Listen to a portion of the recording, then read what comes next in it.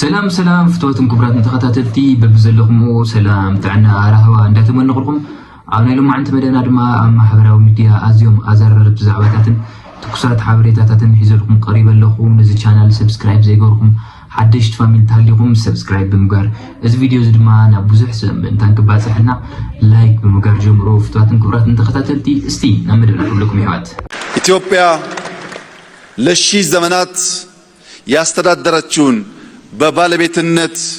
የያዘችውን ለራሷም ለከባቢውም መጠቀሚያ ያኖረችውን ቀይ ባህር ያልተመረጠ መንግስት ያልተወያየ መንግስት በሸፍጥ ኢትዮጵያን የጂኦግራፊ እስረኛ እንዲያደርግ ያደረገበት ዋናው ምክንያት በውስጥ ያለን ስንፍና እንጂ የኢትዮጵያን መሻትና ጥቅም ማስቆም የሚችል ኃይል ስለነበረ ስላለ ስለሚኖር አይደለም። ስንገነባ ያደፈጡ ስንጨቃጨቅ እድል ጊዜ ጠብቀው ጣልቃ ሽብልቅ እየገቡ መሻቶቻችን እንዳንከውን የሚያደርጉ ኃይሎች አሉ። አብዶብ ናይ ሱዳን አብ ምብራቃዊ ዶባት ንዘሎ مقبلي معسكرات ناي منسيات إرتراويان أبو غرباء أوان هذا 170 مليون يورو توسينو ناي UN أكالات أبو سرحة ناي تفل علينا أوروبا من قصات وكلتي دكانات كفيتهم مقبلوا له منسيات نعم خصوصا نفنا يوم الكاد حسب نجار وسوق على رستي وانا نجار قناعاتكم مسلم ኤርትራ ትበሃል ሃገር ከተሰንፋን ከተድክማን ድሕር ኮይንካ ቀዳማይ ህዝባ ክትጥቅዕ ትክእል ኣለካ ህዝባ ክትበታትን ክትክእል ኣለካ ፀጋታታ ክትዘቁ ክትክእል ኣለካ እዚ ምናልባት ምስ ገጅፍ ኣብ ኤውሮጳ ናብ ኣሜሪካ ናብ ምዕራብ ዘሎ ቁጠባዊ ቅልውላዋት ናይ ተን ሃገራት ፀገማት ወይ ብሓደ እንተሪኢኻዮ እዚ ብስደት ክሽፍንኦ ዝደልያ ዘለዋ ናታተን ፀገማት ናታተን ቁጠባዊ ውድሆታት ገለ ካብኡ ክኸውን ይኽእል ግን ብፍላይ ኣተኩሮ ናብ እዚ ከባቢ ካብኡ ናብኡ ናብ ኤርትራ ዘሎ ናይ 25 ዓመታት ገዚፍ ዛንታ እዩ ብዙሕ መፅሓፍቲ ክፅሓፈሉ ዝኽእል ፊልምታት ኣሎ ከመይ ጌርካ እዩ ዝውደብ እዚ ተኣትውሉ ሃሎ ብሞባይል ጀሚርካ ንስድራ ቤት ኣህውቲትካ ኣንስትብ ገዛ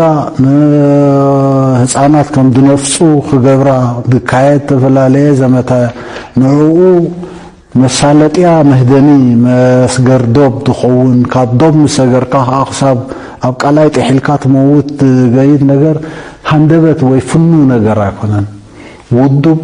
ናይ ስለያ ትካላት ዓበይቲ ናይ ስለያ ትካላት ኣብ ኤውሮጳን ኣብ ኣሜሪካን ዘለዋ ዝውድብኦ ገጅፍ ማል ሰሊዕናሉ ዝሰርሓሉ ዘለዋ እዩ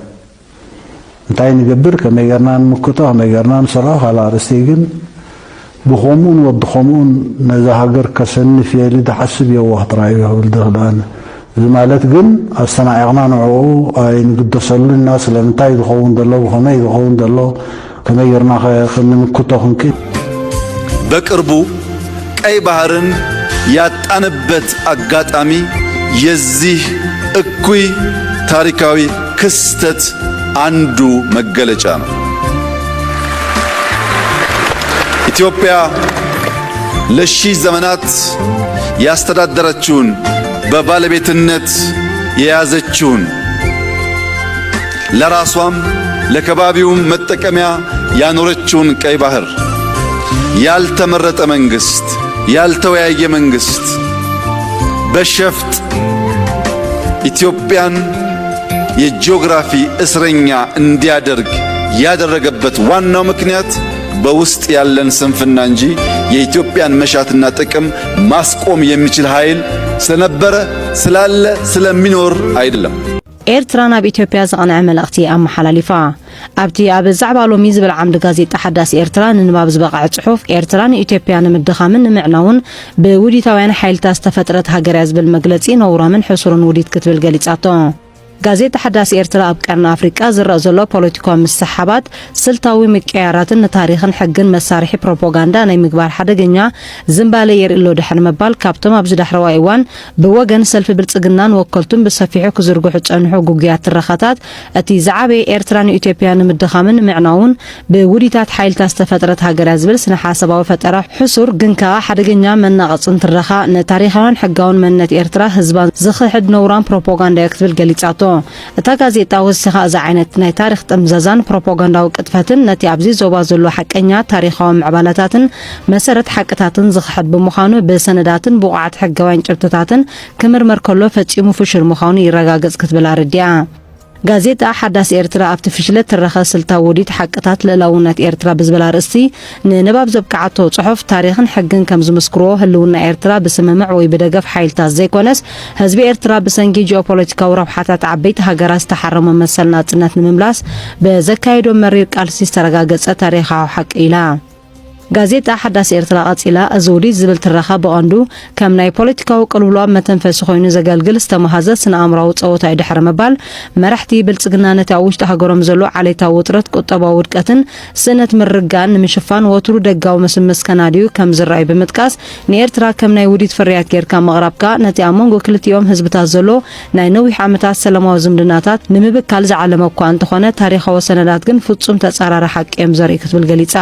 ወሲኻ ዓይነት ናይ ትረኻ ጥምዛዛ ንድሕሪት ናይ ምምላስ ሃቐነን ንኹናት መመኸነይ ንምንዳይ ዝተኣለመ ነውራምን ሕሱርን ውዲት ጥራይ ብምባል እዚ ኣብ ዓለም ተዘሓሰረ ፕሮፓጋንዳ ተባሂሉ ክጽዋዕ ዝግባእ ትረኻ ነቲ ብደምን ረሃጽን ሚልዮናት ዝተሃንጸ ሃገራዊ መንነት ብምኽሓድ ፖለቲካዊ መኽሰብ ንምእካብ ዝግበር ዘይሓላፍነታዊ ዕንደራ ክትብል ኣረድያ